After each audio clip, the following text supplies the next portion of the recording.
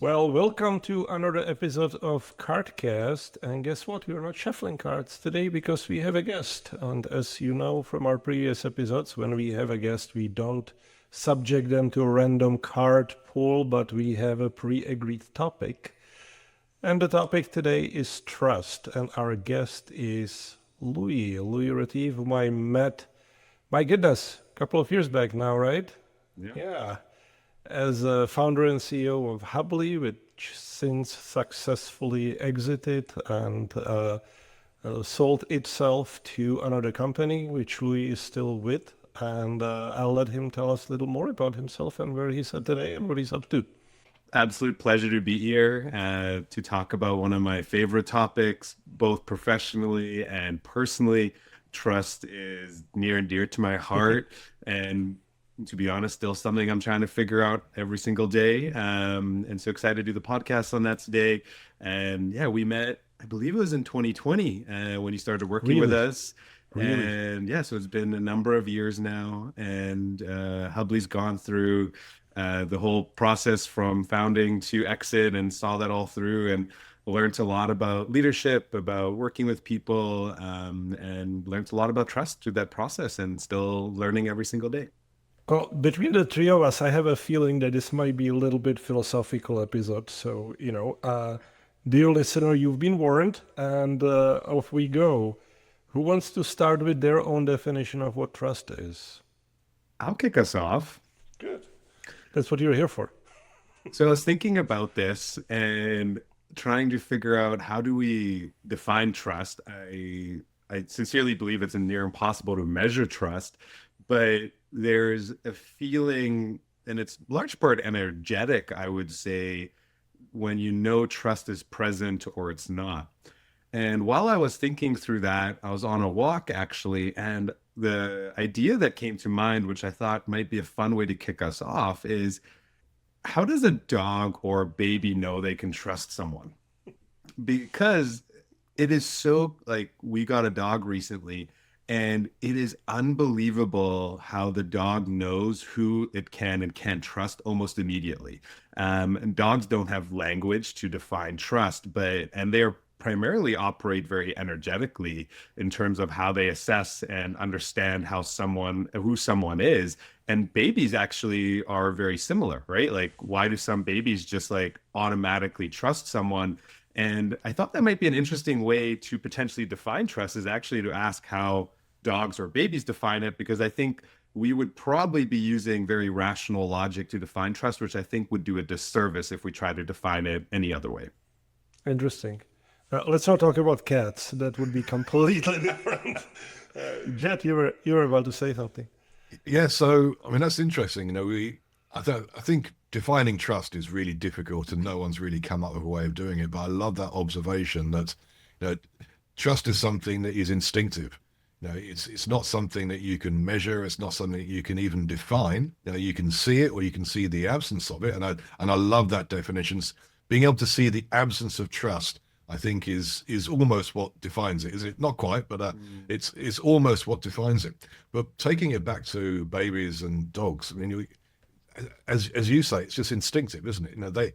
They somehow form a view that this person they're able to trust them, and that's not through any logical assessment. It is just totally instinct, and that doesn't help us really, does it? I mean, it gives us a frame, but it doesn't help us.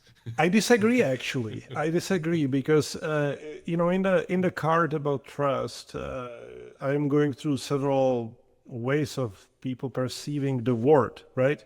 You have to distinguish between the word and the feeling that you're talking about, but ultimately the feeling, and I think that that's what the dogs feel. Not that I ever asked any. I might do it afterwards. Is the freedom to be vulnerable in presence of somebody. And that's from the or lack of threat coming from that vulnerability, right? And I can imagine for it something like a baby or a puppy that is vulnerable by definition. Right? I think that the expression of trust is basically that. It's safety, right? I trust you that you're not going to take advantage of my vulnerability. Now, it sounds, like we're talking about, again, babies and dogs, but honestly, between adults, it's exactly the same freaking thing. Yeah. Right? that's very different to how a lot of people see trust. I mean, a lot of people see trust as, I trust them to do what they say they're going to do. The vast majority of people would define trust in that way. I trust him. If he says he's going to do something, he's going to do it. That's all good. But vulnerability-based trust is a very, very different thing.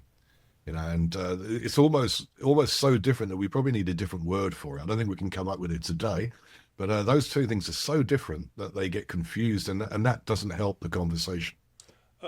100%. And, it's more, when it's more knowing somebody, but, when we look at it from the five dysfunctions from Lencioni, right, when we have the trust as a foundation, really the next level up is healthy conflict. So that is what we are talking about, right? I need to have the ability to have a healthy conflict with you, which will include some vulnerability. And I need to make sure, or I need to have trust that it's not going to turn against me. Otherwise, we're never going to have a healthy conflict. And without healthy conflict, we can have commitment and so on and so on and so on. And yes, the feeling or belief that we don't have a word for, which is I trust in your capability, or I believe in your capability. I believe in your accountability, in the fact that you're going to have a very high say-do ratio, right? Is a different thing. And very often that gets misplaced or misconstrued as what we are talking about here. Go ahead, Lee. Where this is taking me, and I think you're right about going very philosophical about this to hopefully get to the root cause or root answer. And I have this other belief that it's like the human language is unfortunately so limited in the ability to describe all conscious experience. And like we're trying to define a very complex subject as trust, which involves so much more than language, which is why I love, this one, because it's actually quite difficult. The interesting thing that both of you mentioned around, it's instinctual and it requires a depth of vulnerability to, wrapped within those things is trust is actually quite relational, right? Like if we were just on an island by ourselves, like the concept of trust would that be important? And I was thinking about trust being inherently relational as a concept, right? Like you need to be in relationship to another being, if that's a human, a dog, or a baby, in order to experience the feeling of trust. And I was like, well, that makes sense. But then I actually challenged myself and I was like, wait, but you can actually trust yourself as a being in itself, and you could have a relationship with yourself. And it's like, what is the feeling of actually trusting yourself? And like, what does that mean? Was like where I was like starting to dig on this. And the thing that I found was like, yes, I do deeply trust myself because I can be like truly honest and authentic and with myself and vulnerable with myself as something, just a general way of orientation. And so, yeah, there's something around like trust being relational that I found as I was kind of thinking about the topic that might help us actually define it and or see it or feel it even better. Mm-hmm. Let's go down that path, and because that takes us into the realm of self-esteem, which is probably a bigger topic than what we wanted to cover off today. But you mentioned, and there's a sort of quote out there, isn't it? You can measure pretty much everything else in business, but not trust. But you said you can observe it. So how do you observe it? I mean, when we had that podcast, a year or so ago, it must be more than that now. You came up with some signals or some indicators, not necessarily for trust, but for the absence of trust. What were they? Yeah, the best way I can explain it, and it was an experiment Milan and I actually ran, and it was unbelievable how you could see it change the entire dynamic and the environment of a strategic planning session with a leadership team. The experiment we ran is, what if we test where people sit in the room? Right? Like, do you put the CTO next to the COO, or do you sit between them and then you put, and just because different levels of trust exist between your executive team or your leadership team, right? Like I might have a deeper level of trust with our CTO than the CTO might have with the COO. And by maybe putting the trust that I have with both of them and being the in-between conduit, can that create a better trust dynamic actually within the room itself? And we actually found the answer to be yes, it actually does by experimenting and creating a more trustful dynamic, even in just how people are seated in the room, will have a fundamental difference in the conversation that actually ends up being had throughout the group. And so the learning or takeaway with that was experimenting with like something as simple as like seating dynamics, and if that will result in better energetics in the room and then ultimately result in better trust was the experiment we ran. And it was cool to have such a physical thing actually impact trust. Well, I would be slightly more pessimistic on that because I don't think it impacted trust. I think it impacted the energy in the room and increased the level of trust available in that situation, in that setup. On the other hand, just the fact that we had to go there and start Yes. playing with that was the problem, right? Because we just did not get at that point to the level of cohesion and trust in the team where something like this would not even cross your mind and you could actually focus on the job at hand, which is, the outcome of the meeting. But again, as an experiment, fantastic, and it told us something. And I think you're giving me way too much credit. I think it was all your idea. And, the I do have a question that follows though. If we're talking about not relational trust, but trust in the context of a relationship, which from the leadership point of view is the little more important one than the self belief and again, different topic, not more important, different topic. Is trust earned or given? I think both. I didn't say it was an easy question. Yeah. Like it's similar to the way I think about this question. Like my immediate mind and heart goes towards like a romantic relationship, right? And the giving and receiving that you experience in maybe an intimate or romantic relationship, right? If you're just constantly giving and not receiving, like that's gonna make it a very difficult relationship to be in, and vice versa as well. And so I think the same applies with trust. Like it's more about the balance that exists between those two than about one or the other. Important thing. I didn't say receive trust. That's a different story. Mm. I'm talking, do I give you the fact that I trust you, or do you have to earn it? How do we get to the point of me being able to trust you? What is the process? Is it something I give, or is it something you have to earn? Maybe I'll just jump in with my take. I think there's a sequence. I think you have to give trust before you earn the right to receive it, not to receive it, to earn it. You've got to be trusting before people will see that it's okay to be vulnerable with you, and that in turn results in earning trust the other way. But I think you have to. There's a sequence though. You've got to give it first. I would agree with that. Funny thing though, it's not what leaders go to quite often. And the reason why I think that this is actually a very interesting conversation is because this is very cultural and then thing. It works differently in different parts of the world, and the three of us represent vastly different parts of the world in the terms of place of our birth, and then choice of our place of residency. Right?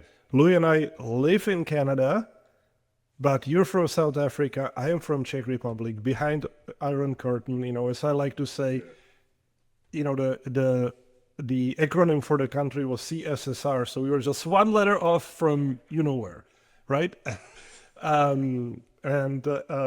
Jed, you're French by origin, or born in France, and now living in Australia. So we have all between us, so 6 different. I lived in the U.S. for a while, right? at least 6 different cultural contexts from which we can be talking about this. Mm-hmm. Right. I don't think the place of origin has any bearing on trust. The only thing the place of origin might have is the speed at which you might give or receive trust. Now, some cultures are very open and they're very willing to give trust very early on, very quickly. Others are more closed, more reserved. Now, if you went east of where you were born, Milan, you would have probably see a very, very a real I hesitancy wouldn't to have take to, on trust. and I wouldn't have to go very far, probably 2 streets over or something like that. But no, but you're exactly right. Like, in Eastern Europe, Mm-hmm. that is more of a trust needs to be earned. But then what happens, what you see is that one is there, you have tendency to have much deeper relationships to some level, or deeper. It's different. This is the circle, right? Like, how big is the circle, and what happens? What is the difference between inside and outside? We, I am more in the trust giving camp for sure, knowing, I'll give you trust by definition, by default, until you prove me otherwise. I'm not going to put you through series of tests to, make that happen, or I wait for that feeling, because I think that it's more effective. Yeah, you get burned every now and then, but frankly, not as much. But again, there are people, and especially cultures, when this works exactly the other way. And then you have different kind of trust, like in tribal societies.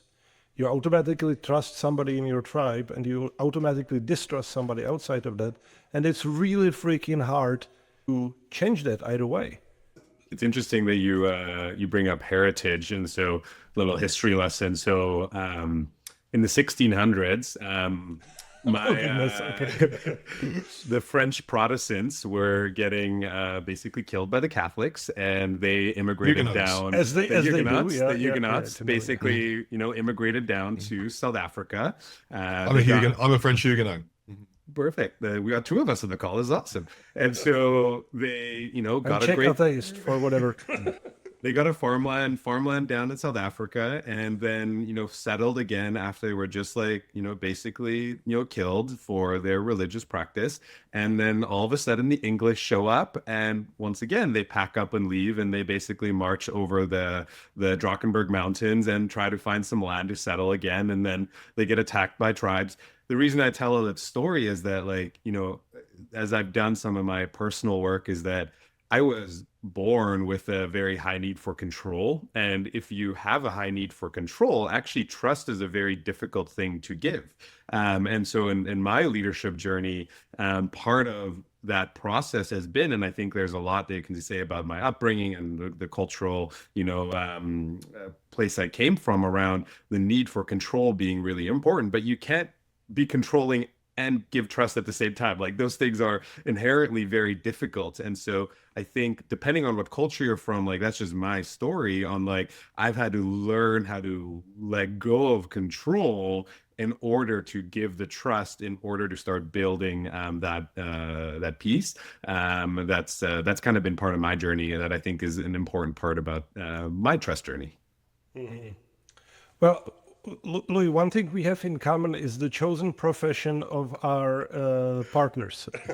Yes. So there is, we can probably talk about another topic very closely related to trust, and that's past trauma, right? Mm-hmm. Like, how that forms the way you approach, and wherever we are in the leadership environment, or wherever we are, there's always baggage we carry with us.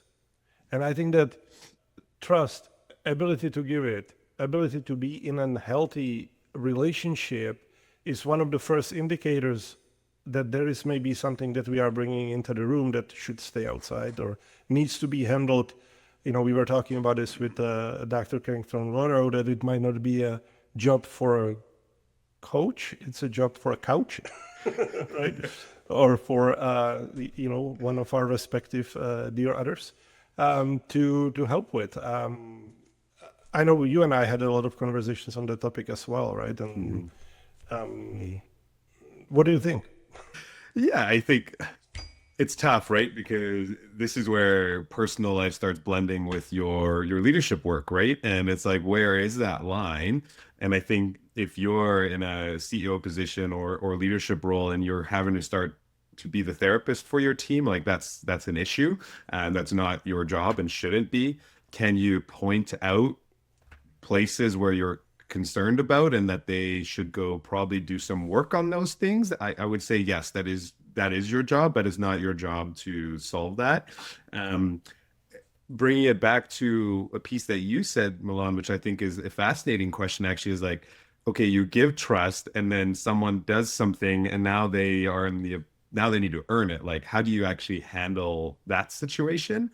There's a quote that someone shared with me once. Once someone shows you who they are, believe them. And Yes. I think that's so important. And that was a hard lesson for me to learn. I'm like, oh, they can change, they can change, they can change. And it's like, no, no, no, like this is who they are. Like you should believe them in that. And then how do you orientate now to that relationship? How much trust do you give with knowing the context that you know about that relationship? And I think that's where things get interesting. And hopefully people grow and develop and do the work they need to do, but sometimes they don't. So, Even if they Louis, don't.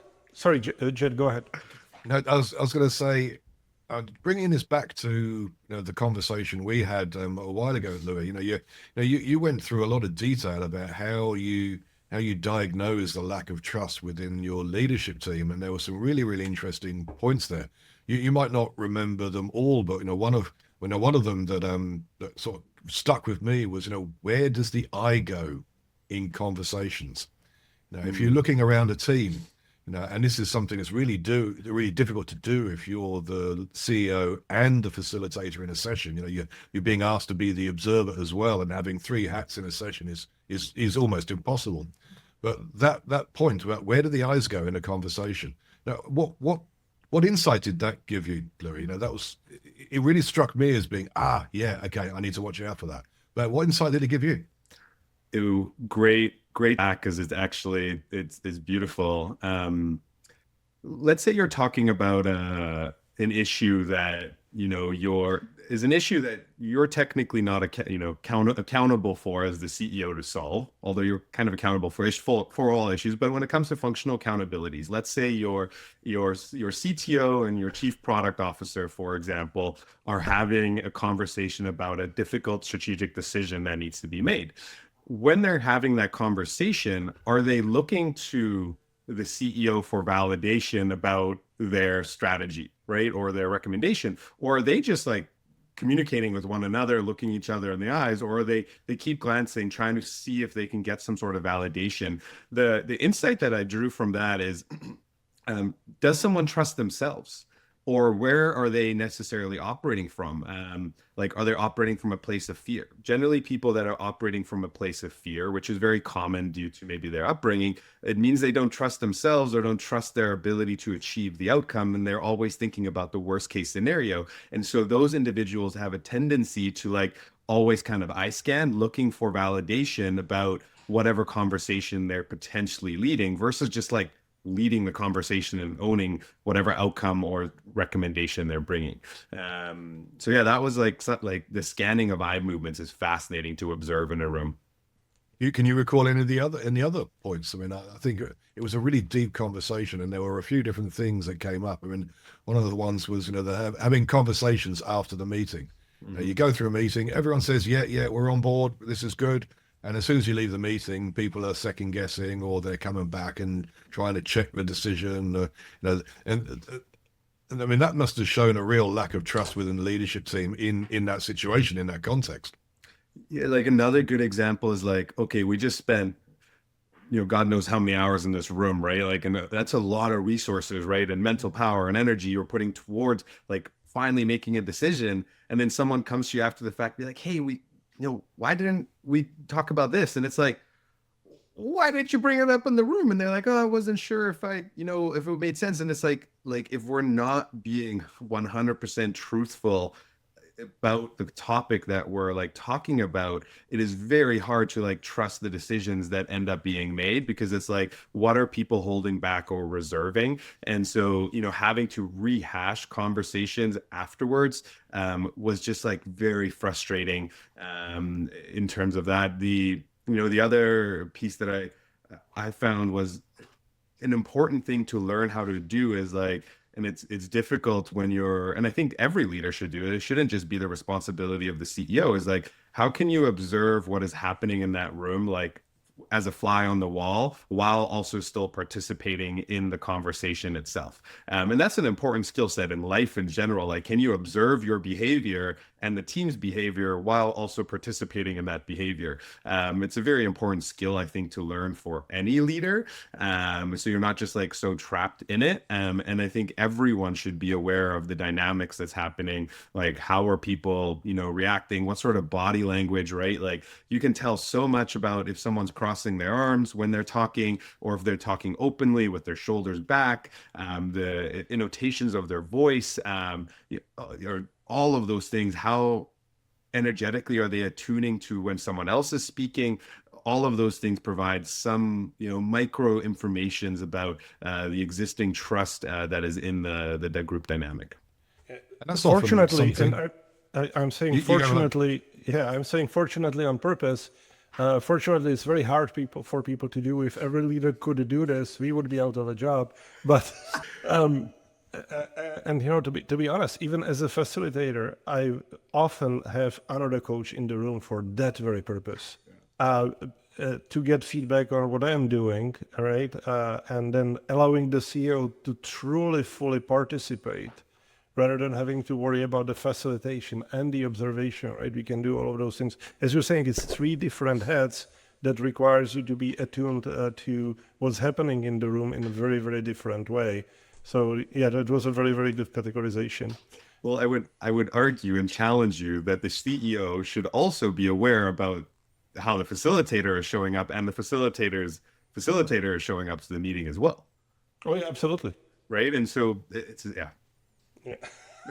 It always surprises me that most people are completely unable to read body language, and we're sort of straying away a little bit from trust, but it leads into the indicators of trust or the absence of it, doesn't it? You can be in a room where everyone is sitting down like this, and no one is aware that there is an issue, and no one is aware that no one is being vulnerable, no one is being trusting, but to anyone who can spot that, it's the signs are a mile wide, aren't they? It's really bizarre. It's really bizarre. Mm-hmm.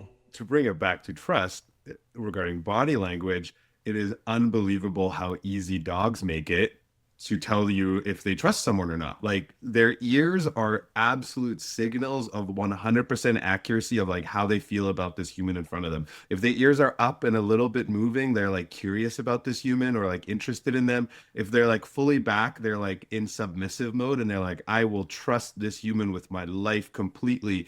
And so just like subtle cues like that with dogs can tell you so much. And I think humans unfortunately give way more cues, which I think is the hard part, to actually figure out which is the right cue or the wrong cue, where dogs make it incredibly simple just with their ears. But yeah, body language is an immediate telltale sign.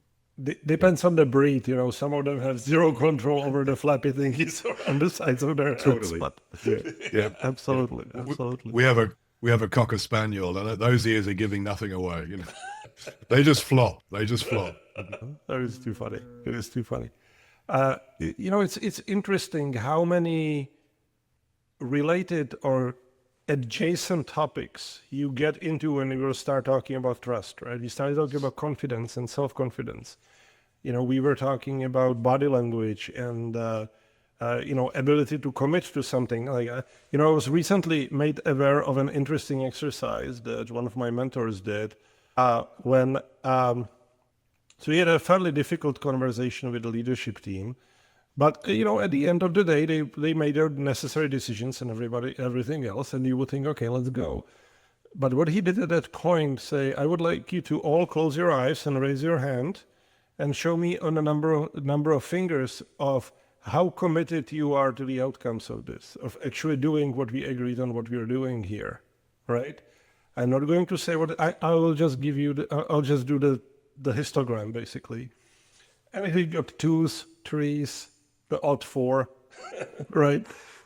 Literally, what the fuck are we doing here?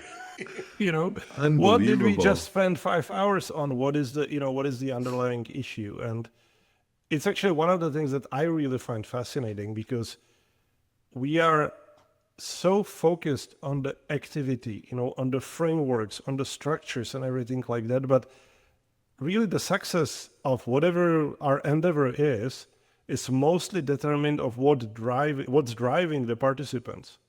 So what is the context and what are the relationships between them and how does that work? Because, it's hard to change somebody's behavior if you don't change the context within which they operate. Yeah. Right? Again, look, I've grew up in a part of the world where good performance in a job was frowned upon, because that would increase the expectations on everybody else. Right? And it was sometimes severely punished, but if somebody showed up and didn't do that. So, and it's just context, right? Yeah. It's just that the motivation was set up in that way, because it didn't make any difference to you personally, positively, but it made a huge difference negatively on everybody else. The externality was there, so it was all about the context and the power of the relationship that drove you to some behavior regardless of what the expectations on you actually were from the system. Yeah. And I think that this is similar, right? It's unbelievable. Like it goes back to what you mentioned about tribes earlier. Is like, I think unfortunately as humans, like there's still so much like us versus them mentality, like Absolutely. in this world, like let alone in corporate environments where we're actually all supposed to be working towards the same goal. But us versus them is so common, right? It's like if I need to succeed over this department, and like it's my goal over their goal, when it's like no, like there's one goal, which is like us all succeeding through the building of this.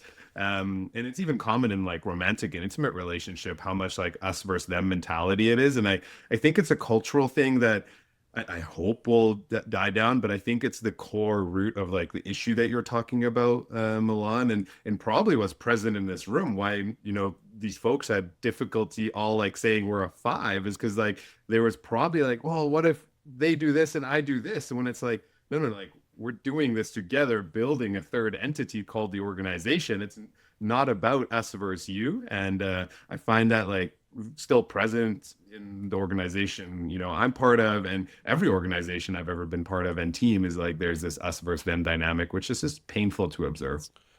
I give you a tip that might work. If you find yourself in that meeting and say, not what you are doing in order to succeed, but what are you doing to help this guy to succeed in their job, right? Really focusing on that, because if that is built around the relationship, not around the activity. Correct. Yeah. Right. And then ultimately we are building the higher being, which is the organization or the collective or collective as a whole.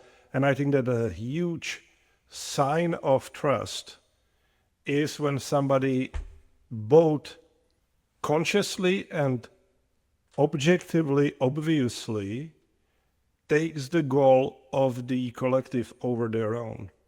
Right? And say, hey, this might not be the best thing for the department, but I know that this needs to happen. Yeah. Right? How are we going to deal with that? And the ability of a leader to stop to that level, we always start a conversation with saying, in a leadership team, you're not here as the CTO, you're not here as a COO.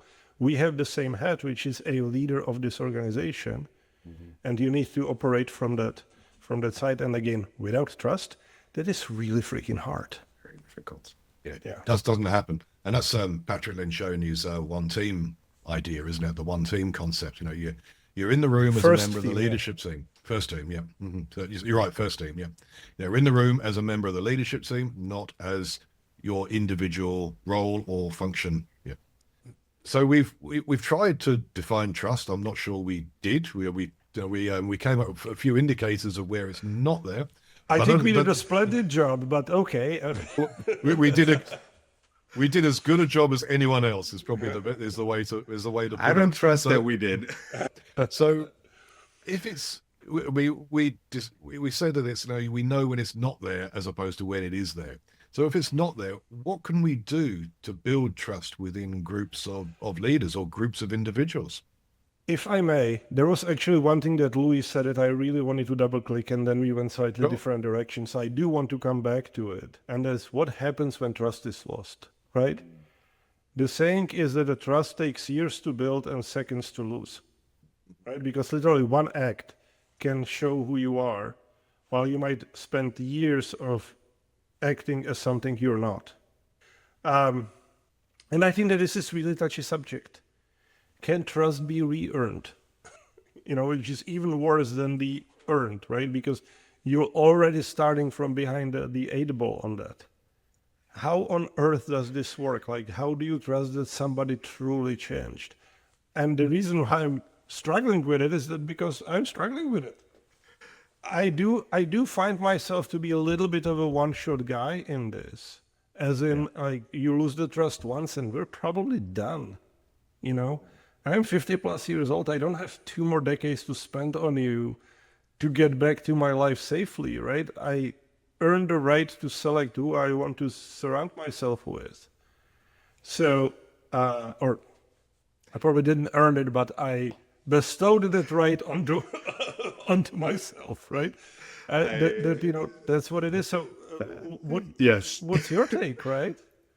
I think your take is fair. Like, to be honest, like, I think, but there's like a small point of difference that I would make, and this is what I believe is like, There's 2 decades between us. That's probably the reason.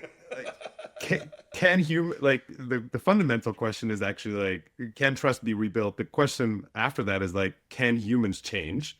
I think the answer is yes, although I am deeply pessimistic that people change in any quick way, right? Like, it takes people years and years and years to truly change. And so are you supposed to wait that long? No.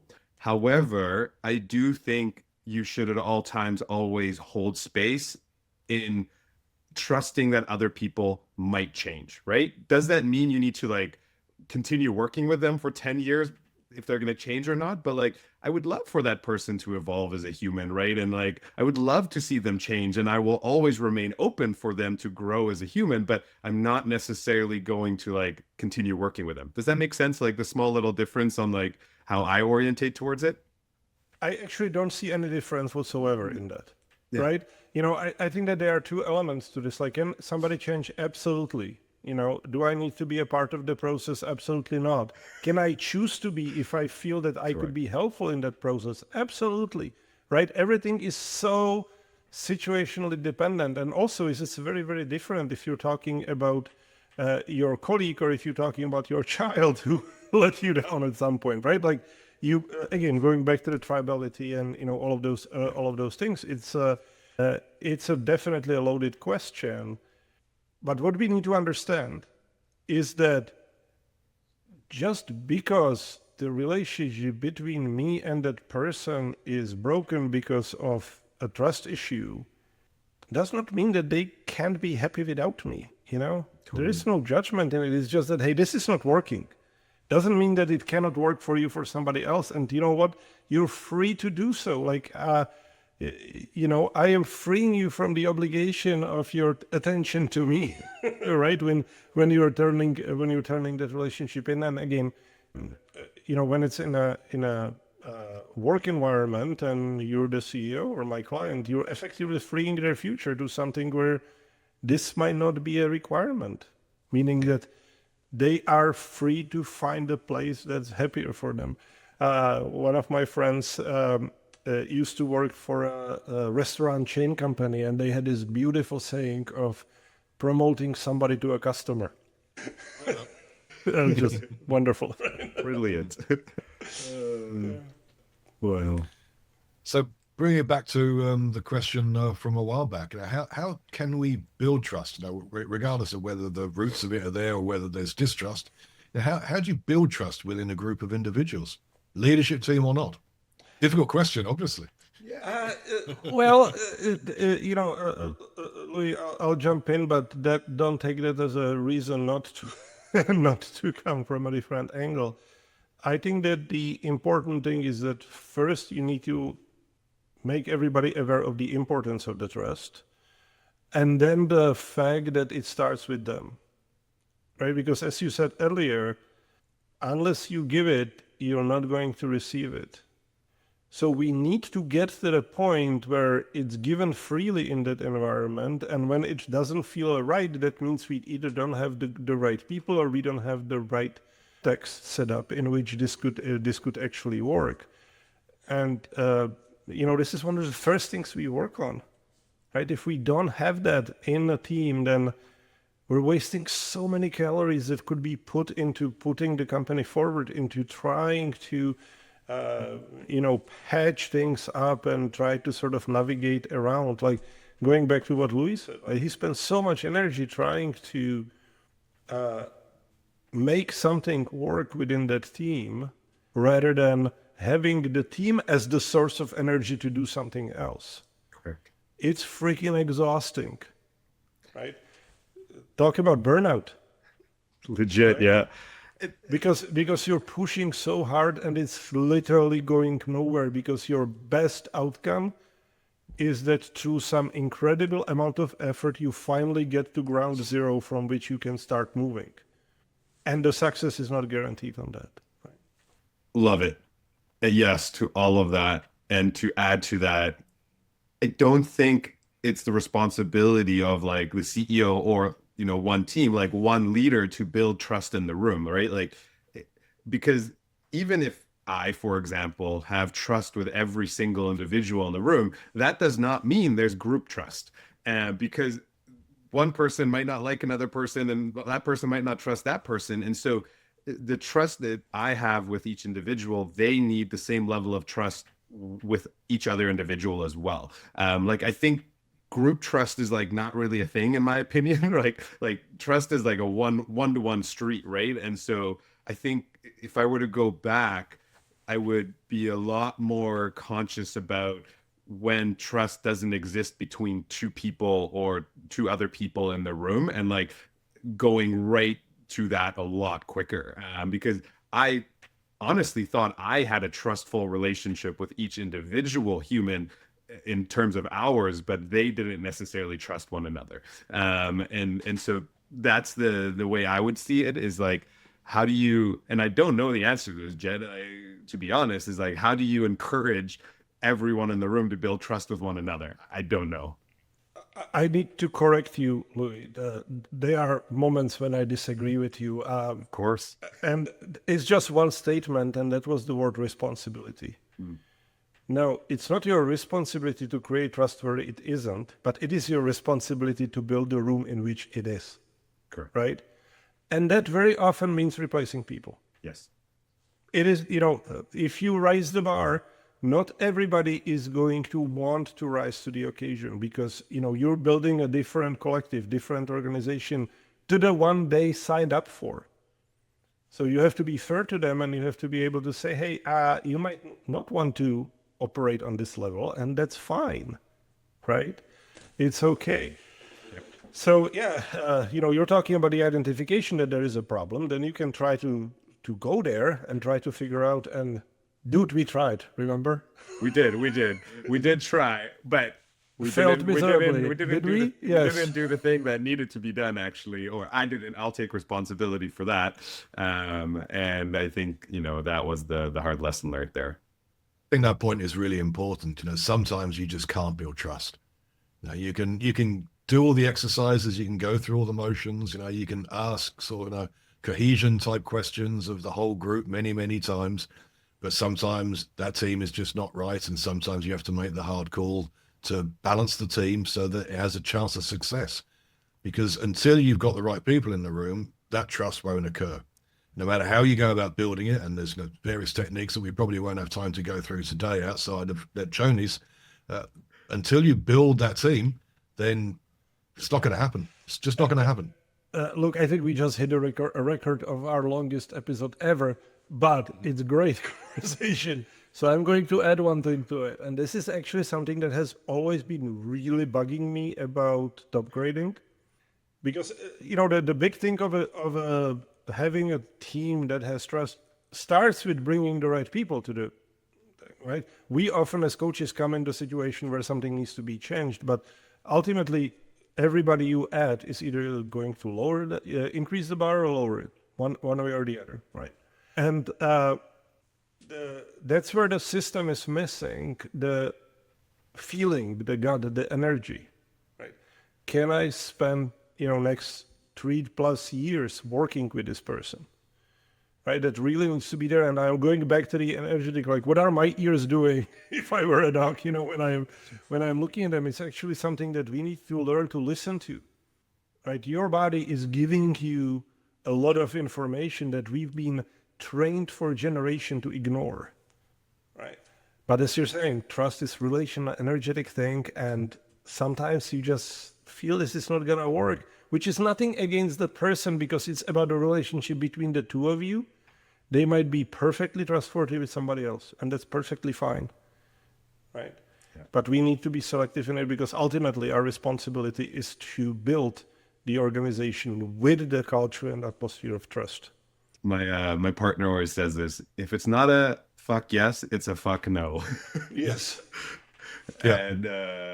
And I think that speaks to exactly what you're talking about, because like there's always that little bit of something. I was just recently in an interview with a candidate, and everything was like green from like, but there was like this just like little niggling feeling that I was like, what is that? Like, why don't like resume green, like the way they spoke green, like everything. But there was this like niggling little thing that I'm like, ooh, this in my gut that was like telling me there's something here. And yeah, and got to listen to those cues because there's something there. Yeah. Oh, that's absolutely right. Yeah. So many stories, which we don't have time for today. Maybe we'll have to bring you back one day and continue, because this was a very, very enjoyable conversation. Thank you so much for joining us. Oh, thank you so much for having me. Louis, before we wrap up, if you had, and I'm putting you on the spot here, so I apologize for that, but if you had one observation or point or question about trust that you would want to share with someone who is maybe struggling with building trust in their own team, what would that be? Obvious answer to this one: you need to learn how to trust yourself. You can't identify trust, you can't build trust, you can't even see trust in other humans if you don't like deeply to the core of your freaking soul like trust yourself. And so if I could encourage anyone to, like, if they want to start tackling the concept of trust, like ask yourself, do you trust yourself? And a lot of people might say yes or no to that, right? And if the answer is not like yes, but like a deep, true yes, like that, is actually true, start there, because that will start unpacking the topic of trust. And, I can comment more about like where that journey would likely take you. But I'd probably start there. You know what? I don't know if I am impressed or disappointed that it took you this long to finally get to the topic. That is a somewhat good bridge to talk about your book. Yep. I'm slow sometimes. So tell us something about the craft of thyself, and we'll wrap up with that. Yeah, so I recently published a book on Amazon, self-published it. It's nothing fancy. And I actually wrote the book with a very simple intention. I just turned 31, but I published this book when I turned 30. And the goal of the book was to actually document my current state of consciousness and orientation towards the world, because I simply want to read that book when I'm 80 or 90, when I'm old, and I can either laugh at it and be like, or I can be like, wow, I actually had a thing or two figured out. And so I don't know which of those worlds is going to be my future yet, but I wanted the artifact. And so that was the intention. If I end up selling some copies, great. If I don't, also great.